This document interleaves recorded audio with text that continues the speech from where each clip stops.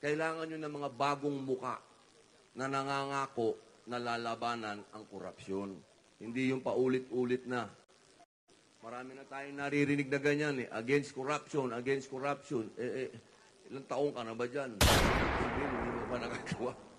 Meron pa tayong maririnig na kakatakin, bibit-bitin, na napakasakit pong marinig nun. Pero mga kababayan, hindi po dapat yan nangyayari sa kahit na sinong Pilipino. Kahit nasan man sila, it's always a wonderful tonight. Wala pong bola yan dahil ako naman po hindi nyo kilalang bulero. Kilala nyong playboy. Pero hindi bulero sapagkat lahat ng iyon ay minahal ko at walang nagreklamo.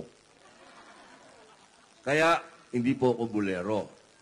Ngayon po, mga mahal kong kababayan, alam ko pong pagod na rin kayo sapagkat sabi kanina, 11 o'clock pa po kayo nandito. Abay, nung narinig ko po yan, pagbaba ko sa airport, pagsakay ko ng sasakyan, naririnig ko sa live, alas 11 pa kayo nandito. Kaya po, ako'y buong pusong nagpapasalamat po sa inyong lahat. Sapagkat alam ko na walang bayad dito. Ang lahat na nandito ay naniniwala na parating na muli ang tunay na pagbabagong inumpisahan ni Tatay Digong.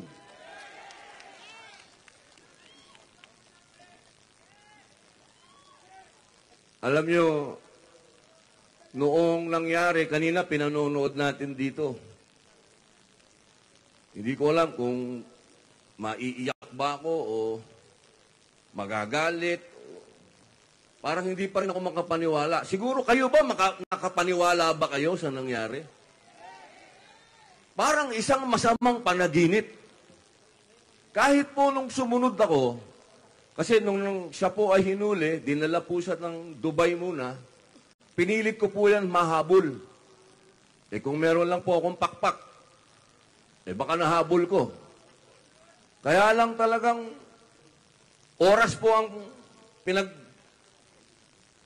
dumating siya ng Hague.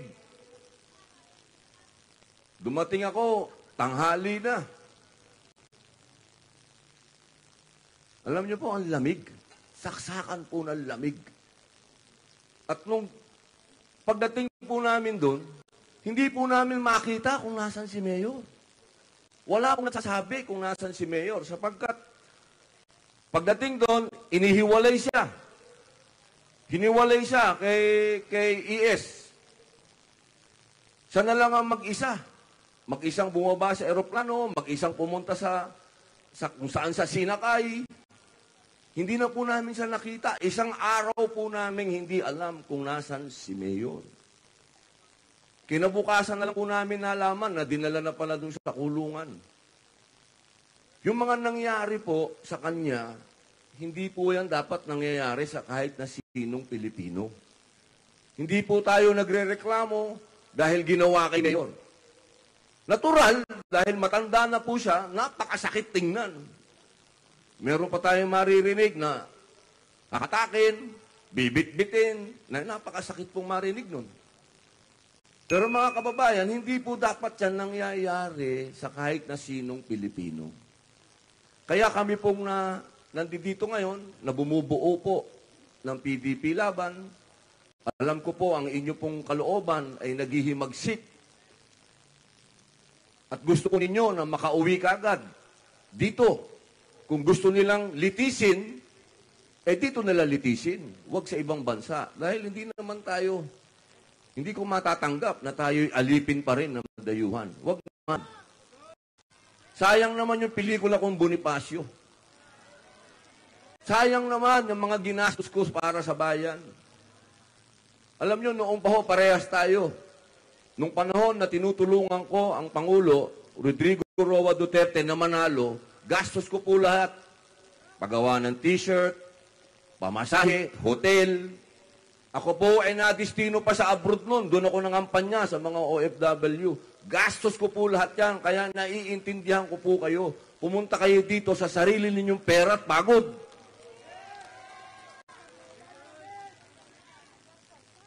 Kaya po sana, para wag pong masayang, wag masayang ang pagkakataon natin itong darating na eleksyon, isa lang po ang pakiusap ng ating dating Pangulo.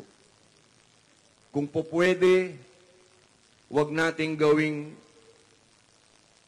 alam nyo, sanay tayo doon sa singit-singit ang boto eh. Kasi marami tayong mga kilalang mga kandidato na. Mga hinahangaan na rin natin na mga kandidato na. At pati po ako, aaminin ko sa inyo, lahat din po ng kasama ko sa Senado ngayon ay magagaling. Matatalino, masisipag. Wala po akong marereklamo sa kanila. Isa lang.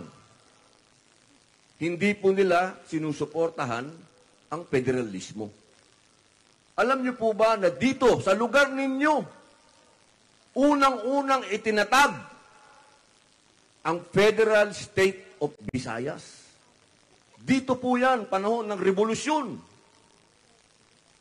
Kaya hindi po bago sa Visayas, lalong-lalo na sa Iloilo, ang federalismo. Panahon na po para muli ninyong yakapin ang federalismo at maniwala kayo sa sarili ninyong kakayahan. Hindi natin kailangan ang mga taga-Luzon. Sarili lang ninyo dito sa Visayas. Yan po ang federalismo. Kaya nyong patakbuhin ang gobyerno ninyong sarili. Gusto nyo po ba yun? Matagal na panahon na po. Isipin ninyo, 1898, 1899. Halos lagpas 100 taon na ho na pumayag ang mga Bisaya na kayo'y sumama sa Imperial Manila, ibig sabihin sa Luzon, na kayo'y makiisa sa Luzon. Pero ano na ngayon, 2025, nakikita nyo ba na ang boses ninyo ay naririnig? Kung ang boses ng Bisaya naririnig, madadala kaya ang Pangulong Rodrigo Roa Duterte sa Hague? Alam niyo, pagmuni-munihan po ninyo, mga mahal kong kababayan, lalo na dito sa Visayas, sa Iloilo. Tingnan niyo po ang libro ng kasaysayan. Kayo po ang unang-una sa lahat na naniwala sa sarili ninyong kaya niyong tumayo sa sarili ninyong paa. I love you too, ma'am. Kukunti na lang kasi yung oras ko, ma'am eh. Alam niyo naman dito, stricto sila. Nakakakanta na. Kaya binibigay ko na lang todo. Yung ma'am, pasensya ka na. Mamaya, picture tayo, ma'am. Pupunta ako dyan sa iyo. Opo! Kita mo nga naman, oh. Talagang naniniwala ako sa asawa ko eh. Sabi ng asawa ko, alam mo ikaw, mas swerte ka. Sabi, oh, bakit? Kasi ang mga fans mo, karamihan, senior citizen. Abay, nandito lahat, oh. Sa oras ng... Anong oras na ba? O, alas 10:15. Naku, maraming salamat po. Naniniwala talaga ako maraming rito. Nood ng mag-isino ka man. Sigurado. Alam nyo, hindi ko mabanggit yung kapartner ko doon kasi kandidato yung... Kailangan, ang binabanggit ko dito, puro Duterte lang. Uunahin ko na po. Huwag niyo pong kalilimutan.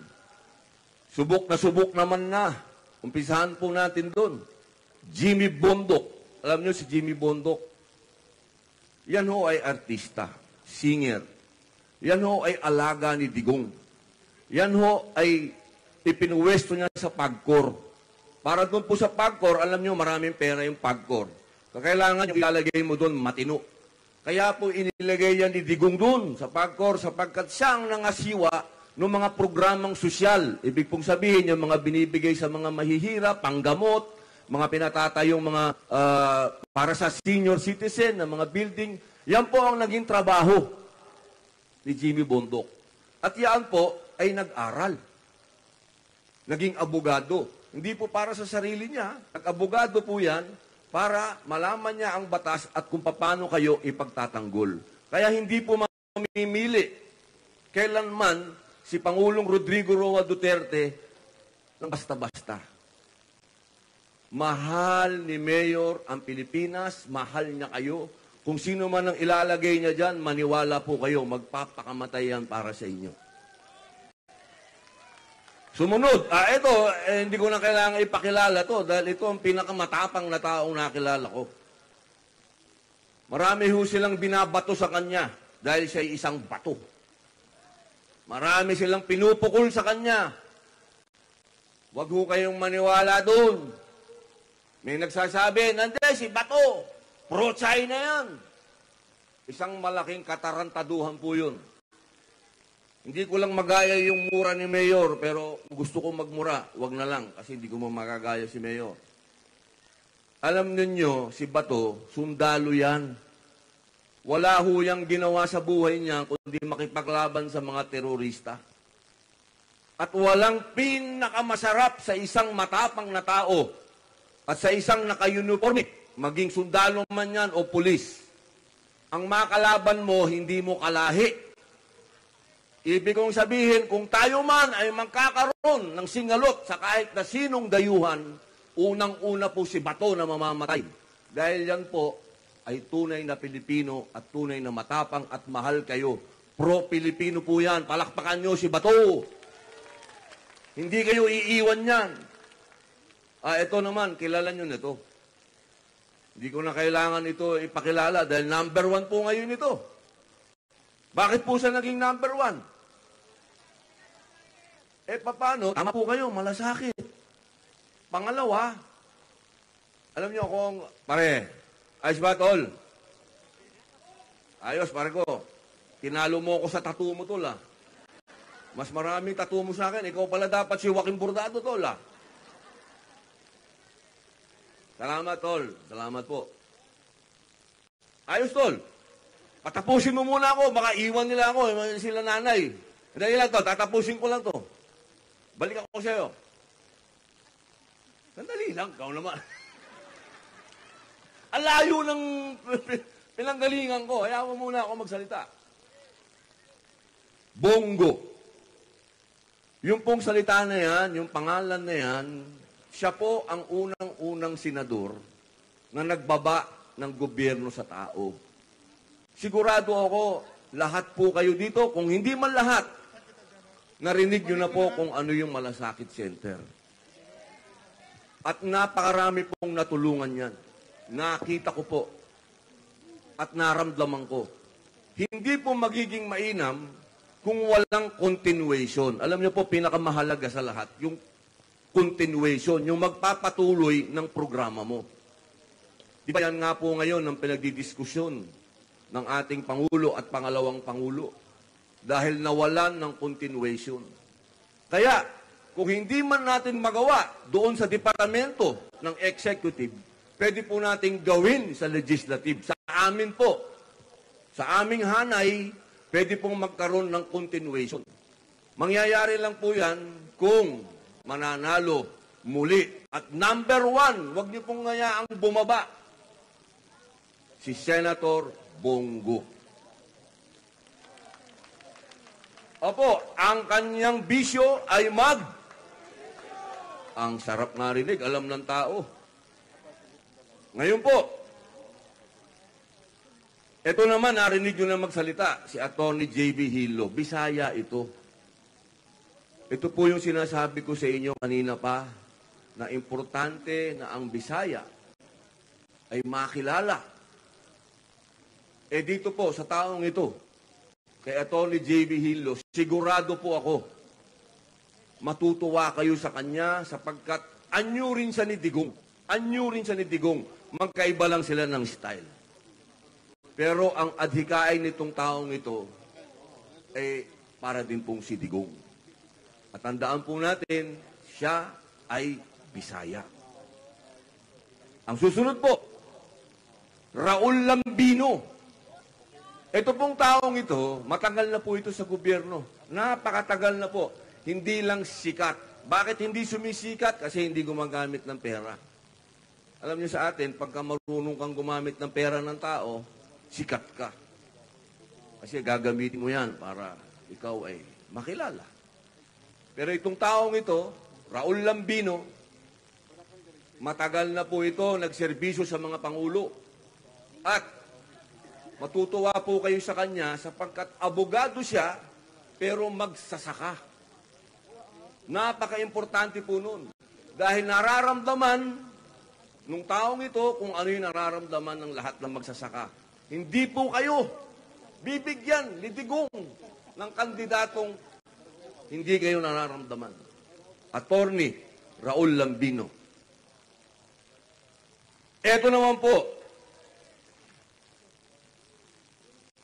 special mention nito Nung kami po ay nasa Hague, tuwing lalabas ang ating mahal na Inday Sara Duterte sa kulungan, kasi doon po kami sa labas, nag-aabang kami doon sa labas. Inaabangan namin kung kailan kami papapasukin. Kasi doon ho, para ka talagang nakatanghod. Ang sama-sama ng loob mo kasi bakit nandun ka sa dayuhang lugar at doon nag-aantay ka. Yun o, paglabas ng pangalawang Pangulo, tatanungin namin siya, kamusta po ang ating mahal na digong? O ang sasabihin po ni Inday, sasabihin niya, alam mo, ang kabilin-bilinan niya, itong taong ito. Ito pong si Attorney Rodante Marcoleta. Ito pong taong ito, matagal na po itong dapat na senador.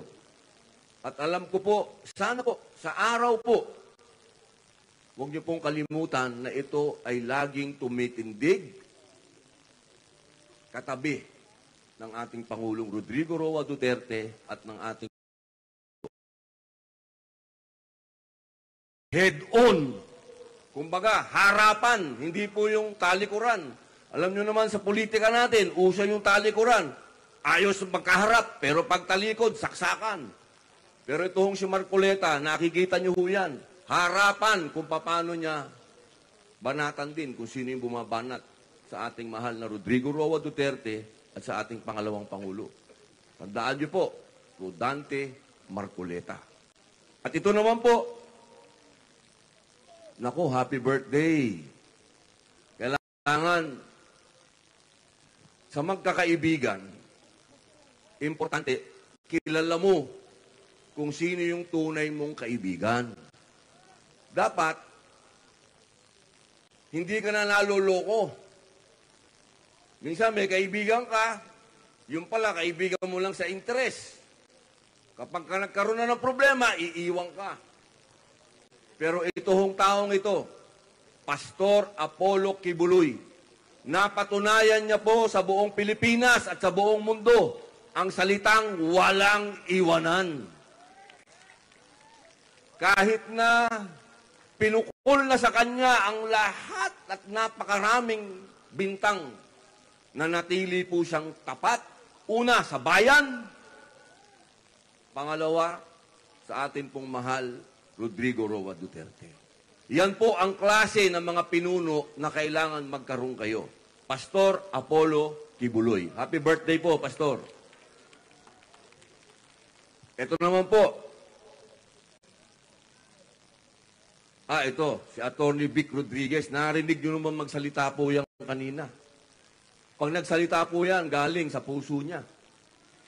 Tol, mahal na nga kita, palagay ko maging sino ka man. Dito mo, mamaya, Tol, acting ka mamaya. Attorney Vic Rodriguez. Yan po, alam nyo naman ang istorya niya. Kaya kung may sinasabi po yan, ibig sabihin, alam niya yung sinasabi niya at katotohanan niya. Kaya sana po, bigyan niyo siya ng pagkakataon na maging senador. Dahil naniniwala po ako makakagawa yan ng mga batas para yung mga sanay na sa sistema, maharangan. Kailangan nyo ng mga bagong muka na nangangako na lalabanan ang korupsyon. Hindi yung paulit-ulit na. Marami na tayong naririnig na ganyan against corruption, against corruption. Ilang taong ka na ba dyan? Sabihin, hindi mo ba nagagawa? Okay, susunod po. Ito laging binabanatan nito. Di, artista lang yan. Alam nyo, pagka hindi mo alam ang kasaysayan ng Pilipinas, maliligaw ka talaga . Sino ba ang mga unang bayani dito sa revolusyon? Kapag, ang galing mo talaga, tol! Andres Bonifacio, Macario Sakay, Emilio Jacinto. Alam niyo ba, lahat po yan mga artista ng entablado? Basahin niyo po ang kasaysayan. Mga artista po yan. Sila po ang mga luman para sa kalayaan natin. Ninakaw lang nga sa kanila. Nung nanalo na, ninakaw sa kanila ng mga politiko. Yan po ang mapait na kasaysayan ng ating bansa. Ngayon, yan po ang anyo ni Philip Salvador. Ala, isipin lang natin, maraming chicks yan. Wala tayong magagawa. Pogi Mahirap naman kung chick boy ka, tapos pangit ka. Ibig sabihin, gumagastos ka, di ba? Kung si Kuya Ipe, ang puso po nito, hindi lang sa pag-ibig. Ang puso ito, pagmamahal sa tao. Ba't alam ko, matagal na akong kasama yan ni Bongo. Siguro naman, nakikita nyo sa telebisyon o nakikita nyo po sa social media, basta umikot si Bongo, ang kasama niya, si Kuya Ipe, sila po yung nagsisilbi sa tao. Hindi pa po siya politiko nun. Paano po pag nanalo pa yan? Di lalong dodoble pa ang daladala. Ang importante po kasi, puso. Kapag ka puro utak, ano nangyayari? Nautak ito. Yun ang mahirap. Mga kababayan, na tayong matagal na nagtiwala sa mauutak. Doon naman kayo sa may pusong malaki. Playboy nga, hindi naman bolero. Ito po, last. Bisaya din to. Itong taong ito, doktor. Dito sa bayan natin, ilan lang ba ang senador na doktor? Wala. Hindi dapat po yun. Kung naglagay po kayo ng isang Muslim na senador, dapat maglagay din po kayo ng isang doktor. Yun, kahit anong partido nitong taong ito, kung hindi man ito PDP, ikakampanya ko pa rin po ito. Sapagkat naniniwala po ako na kailangan ni Senator Bongo ng kapartner. Kailangan niya ng kapartner na doktor. At yan po, nung panahon ng pandemic, na ang lahat ng doktor ay nagtatago na rin sa takot at baka sila'y mahawa. Ito pong doktor na to nasa field. Tinutulungan yung mga mahihirap. Yan po, kaya kilala po yan. Tandaan po ninyo, si Doc Mata, ang tawag po sa kanya, Marites. Maniwala po kayo, panahon na para magkaroon ng tunay na pagbabago dito sa ating bayan. Hindi po magkakaroon ng tunay na pagbabago kung paulit-ulit din yung inyong hinahalal. Di ba? Gusto natin magbago. Di, gusto ko magbago. Pwede ka ba magkaroon ng bagong sapatos na sinusuot mo pa rin luma? Hindi. Kalokohan eh. Kailangan magtiwala po kayo. Huwag na po sa akin dahil alam ko mahirap punuan. Napakahirap punuan ang sapatos na iniwan ni Mayor sa akin at ginawa niya akong presidente ng PDP. Alam ko pong napakabigat ng aking responsibilidad.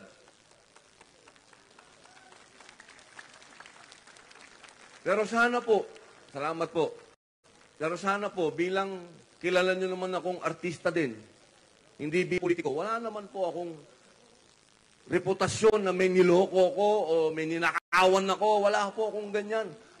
Ako po, buong buhay ko. Katulad ng tatay ko, ang tatay ko po yung dating gobernador, naging assemblyman, naging presidente po yan ng mining federation sa buong mundo. Lumaki po ako, nakasama ko mga minero, mga laborer. Hindi po ako malayo sa ating mga kababayan at hindi po ako mambobola sa inyo. Dahil hindi ko naman po hiningi na ako yung maging senador. Ako po'y, katulad po ng kinuwento ko, ako po'y pinakiusapan ng ating mahal na digong na kumandidato ka para yung daldal mo, doon mo gawin sa stage. Kaya lagot kayo hanggang alauna tayo dito.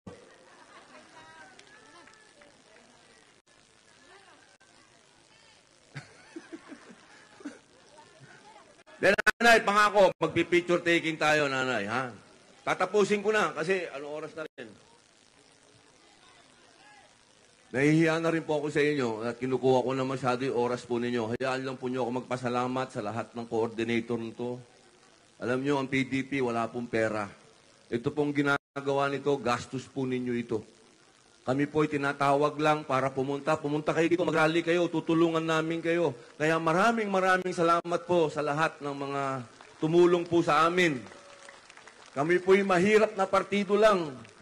Pero iyaan po naman ang ipapangako namin sa inyo. Dahil alam nyo po, kapag wala ka namang ginagastos, ibig sabihin wala kang babawiin. Yan po ang panlaban ninyo sa PDP. Hindi po pa kami mayayaman. Well, during my acting days, I am rich. Very rich. Pero nung nagkaroon, patagalogin ko na, hindi ko na ma-translate eh. Pero nung pandemic ho, siyempre, alam nyo naman, tayong lahat, tulungan tayo nung pandemic. Eh. Kaya halos kalahati ho ng kayamanan natin, naibigay ho natin yan sa taong bayan. Kasi sino man mag-iisip na, wala naman mag-iisip na matatapos pa yung pandemic. Ang iniisip natin ng parang dadating na ang Panginoon Diyos ng panahon na yun. Ano? Kaya napakahirap naman kung madamot ka pa. Ngayon po, bilang pagtatapos, narinig naman po ninyo lagi ang ating pangalawang Pangulo. Alam niyo yung pangalawang Pangulo natin, isa siyang taong magaling na leader. Nakita ko po yan sa The Hague. Kasi kami po ang magkasama dun eh. Noon po, nakausap ko ang pangalawang Pangulo, pero hindi kami nagkasama nung ganun hong kaming dalawa lang talaga. At binibigyan, siyempre ho, tandaan natin, threat siya eh. So, binibigyan ng extra protection.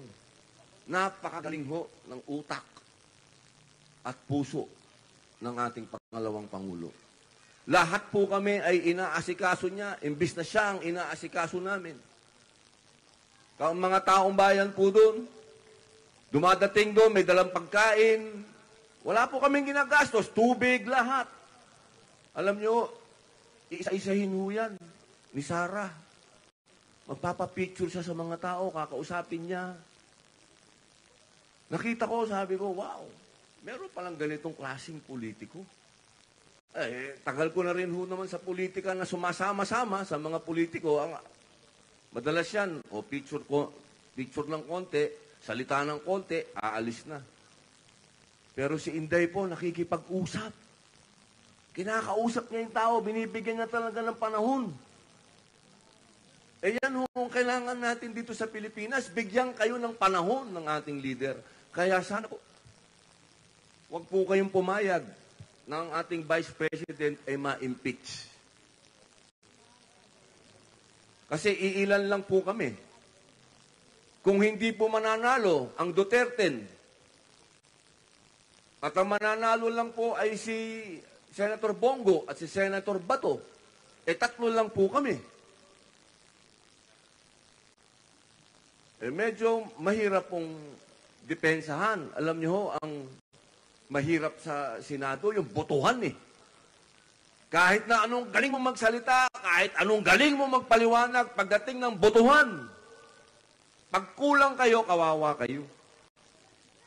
Kaya kung gusto po natin talaga magkaroon ng continuity, yung masundan yung ginawa ng ating Pangulong Rodrigo Roa Duterte, huwag po nating hayaan na ma-impeach ang ating pangalawang Pangulo. Duterte! Duterte! Duterte! Maraming salamat po, Nay, Tay, Lolo, Lola. Talagang mas malakas pa yung siyaw po ninyo. Si Lolo, naka-shades pa. Boss, ikaw ang idol ko. Paglaki ko, gusto ko parehas kita. Salamat po, Tay. Inspirasyon po kayo sa akin. Inspirasyon. Salamat po. Paglaban niyo po ang PDP. Kaya sana po, sa araw po, nang kayo po'y boboto, huwag niyo pong kalilimutan, Duterte. At pag nandun na po kayo, tandaan lang po ninyo, merong isang tao, isang Pilipino, isang matanda ang nakakulong sa dayuhang lugar, kulungan. Lagay lang po ninyo sa puso yun. Kaya ano pong partido nyo, kahit ano pang politika nyo, maging maka-Duterte kayo o maki-ano kayo, tandaan lang nyo yun, may isang Pilipino nakakulong, matanda, dating Pangulo. Tandaan lang po nyo yun. Bring him home. Ipaglaban po. Duterte! Duterte! Duterte! Maraming salamat po.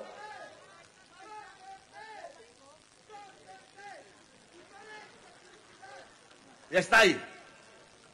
Maraming salamat, Tay. O, pati anak ko, may anak pala ako dito, 4. Yun po. Sana po, pagbalik ko dito sa lugar ninyo, ang kasama ko po, mga senador na ninyo. Patatawagin natin dito, sasabihin natin, ang ating dating Pangulo, Rodrigo Roa Duterte. Allahu Akbar. Maraming salamat po. Mahal na mahal po namin kayo. Thank you very much. Babalba po ako dyan. Papapicture po ako. Mga kababayan, Senator Robin Padilla! Opo. Yung host natin. Opo, dito, opo. Bago po tayo magtapos, sabay-sabay po natin kantahin ang Pilipinas, Duterte pa rin! Maraming salamat at magandang gabi po sa inyong lahat.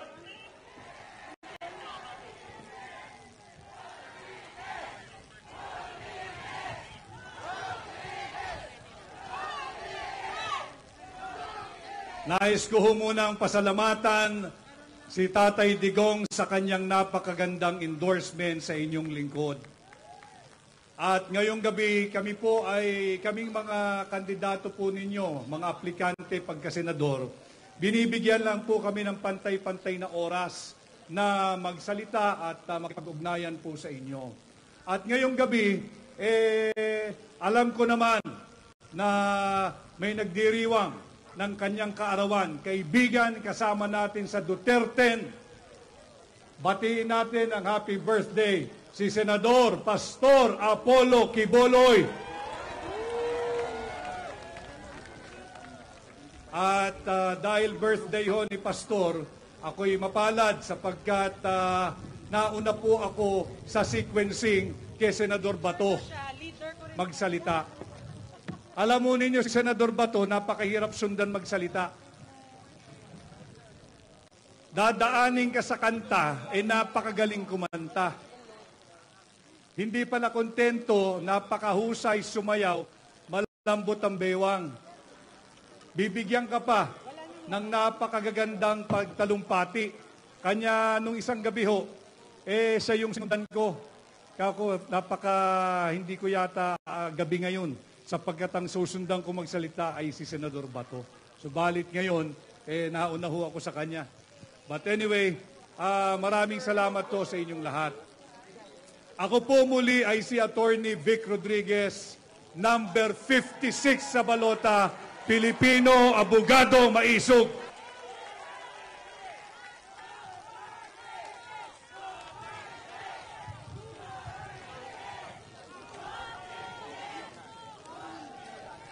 Alam mo ninyo, malapit na ang May 12, 2025. Malapit na ang halalan.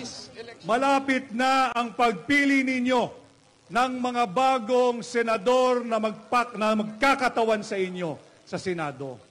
At sana ho ay maintindihan nating lahat, maunawaan natin lahat what is at stake for you, for me, for your family, for our country, and for the Filipino people this midterm election. Ang ating pong bansa ay lugmok na sa utang. ang administrasyon ni Bongbong Marcos, wala pang 3 taon, 4.1 trillion pesos na ang utang. Saan nila linalagay yung pera ninyo? Pera nyo yan. Linalagay nila sa ayuda, tama po kayo. Linalagay nila sa AKAP, linalagay nila sa AYIX. Kanya ngayong gabi, ako po'y may mga bagay na ipapakaiusap sa inyo. Unang-una, pag may nagbigay po ng AKAP at AYIX o anumang ayuda, pakiusap ko, kunin po ninyo. Pakiusap ko, kunin ninyo yung AKAP, yung AYIX o kung anong ayuda. Sapagkat yan ay pera ninyo. At sa pagkuha ninyo ng pera ninyo, huwag kayong tatanaw ng utang na loob dyan sa mga tiwaling politiko. Huwag kayong tatanaw ng utang na loob, hindi dahil katulad nila tayo, mga ingrato. Hindi ho. Hindi kayo dapat tumanaw ng utang na loob sapagkat matatalino na ang mga Pilipino. Alam nila na pera nila yan at ayaw na nating magpabudol muli sa Marcos administration. Pangalawang ipakikiusap ko sa inyo, tulungan po ninyo ang Duterte. Vote straight Duterte.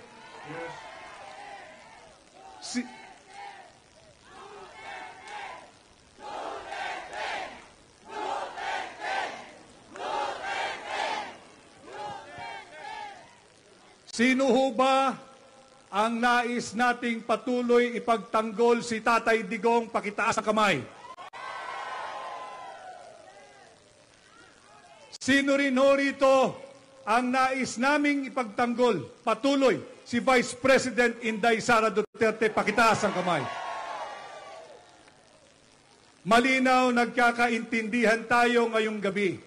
Kinakailangan po natin ng sapat na numero, ng sapat na bilang sa Senado upang ipagtanggol natin si Tatay Digong at si Vice President Inday Sara Duterte.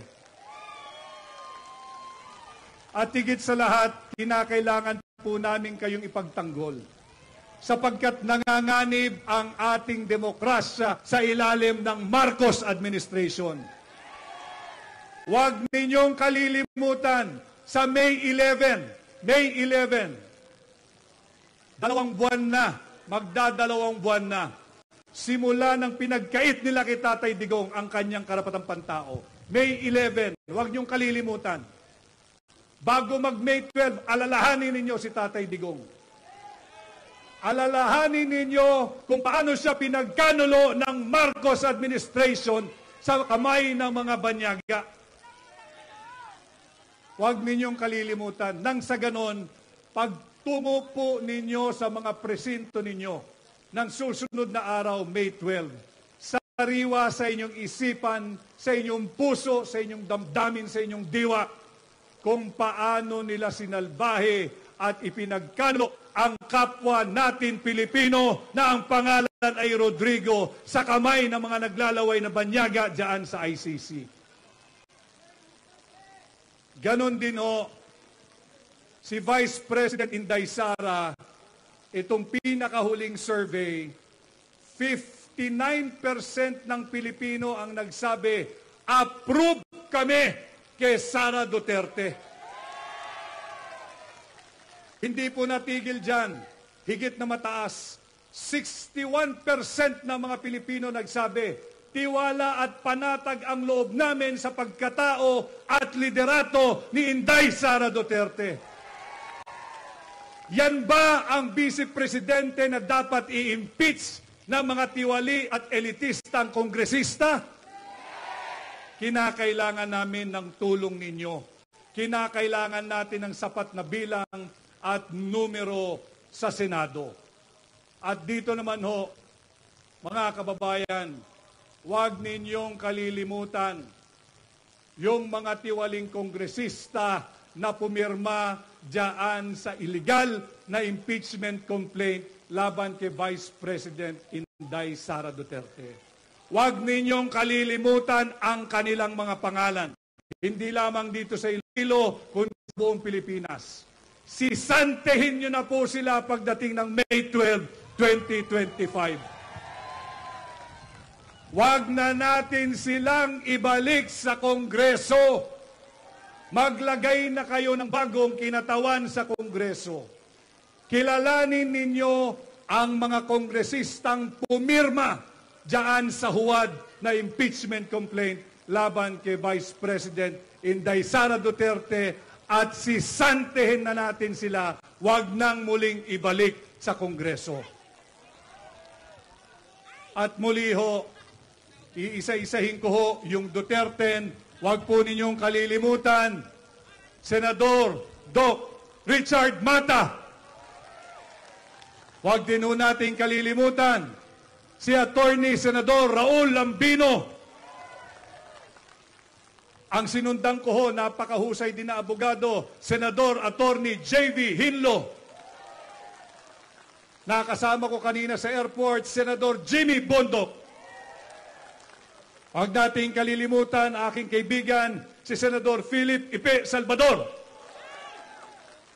Siyempre, ibabalik natin sa Senado, Senador Bongo. Ibabalik natin sa Senado, Senador Bato de la Rosa. Idadalhin natin sa Senado, napakagaling na mambabatas, Senador Dante